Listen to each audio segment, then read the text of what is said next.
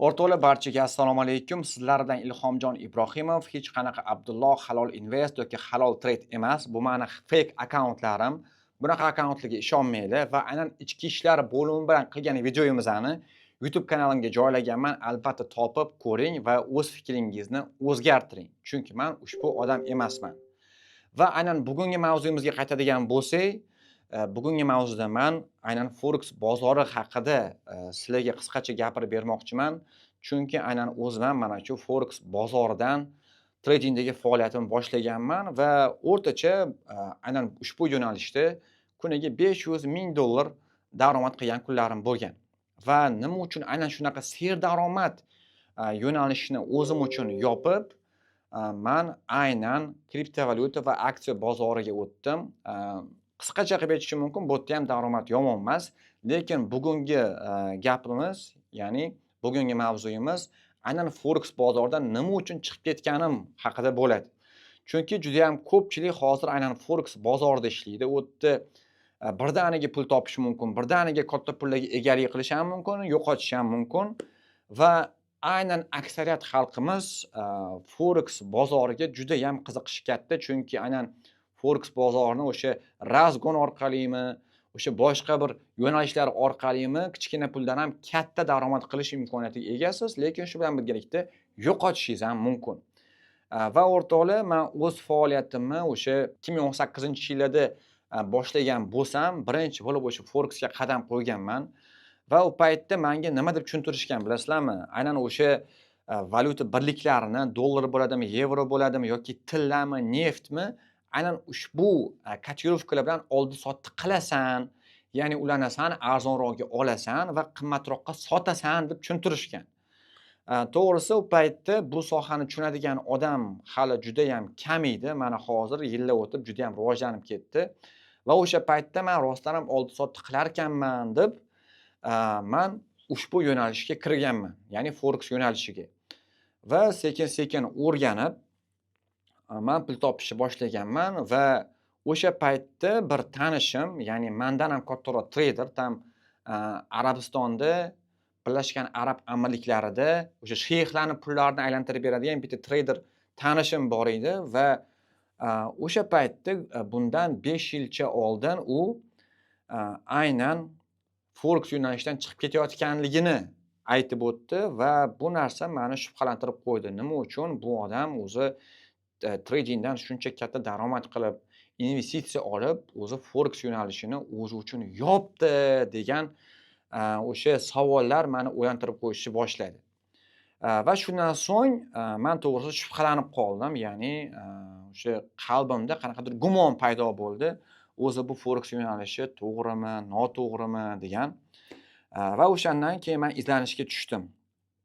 To'g'risi internetda qidirmagan joyim qolmadi. Ya'ni o'sha tanishim menga forexni shunchaki halol emas dedi, ishlamagin dedi, bo'ldi, menga boshqa gap gapirmadi. Lekin men aynan nima uchun bunaqa serdaromad yo'nalishdan chiqib ketishim kerak?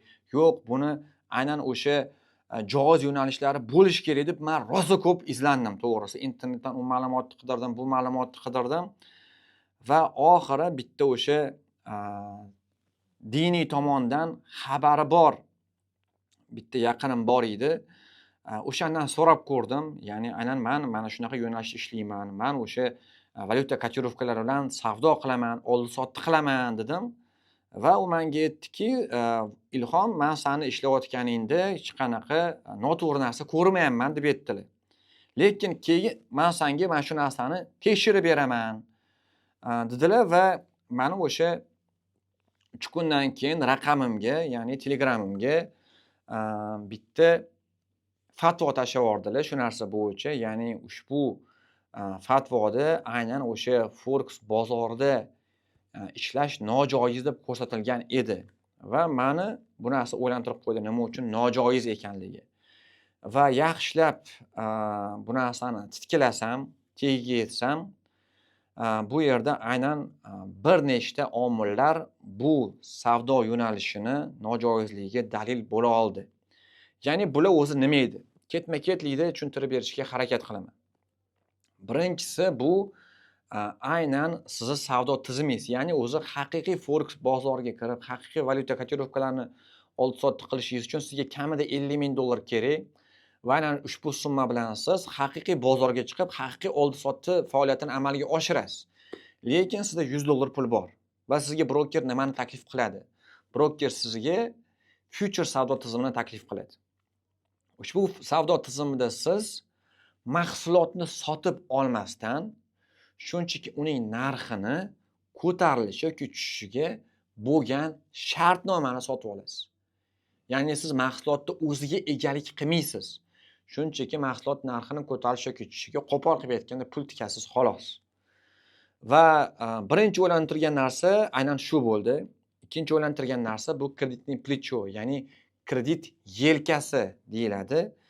Va juda ham ko'pchilik aynan o'sha kredit yelkasi bu nima degani? Ya'ni sizga pullaringizni ko'paytirib ko'rsatib berishadi Forex bozorida. Bu narsani Forexchilar juda ham yaxshi tushunadi.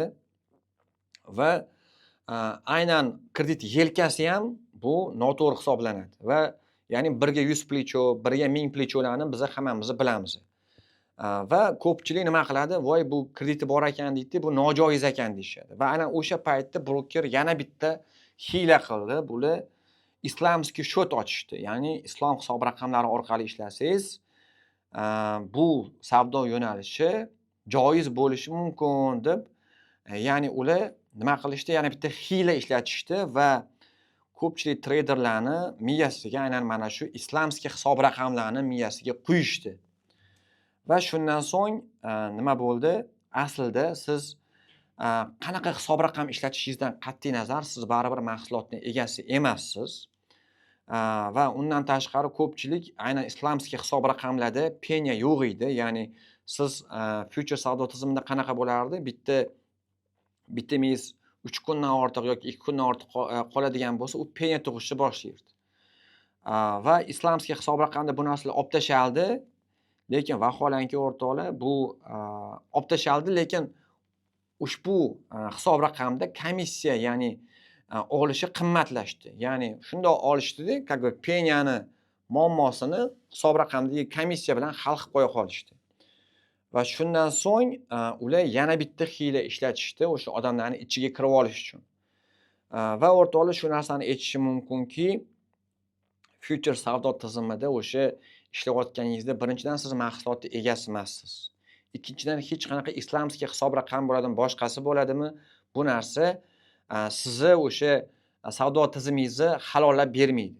Uchinchidan kreditning плечо bo'lmagani bilan siz mahsulotning narxini ko'tarish yoki tushishiga pul tikkaningiz uchun ham bu narsa spekulyatsiya deyiladi. Ya'ni va shundan tashqari, ya'ni bu nima degani? Chayqovchilik.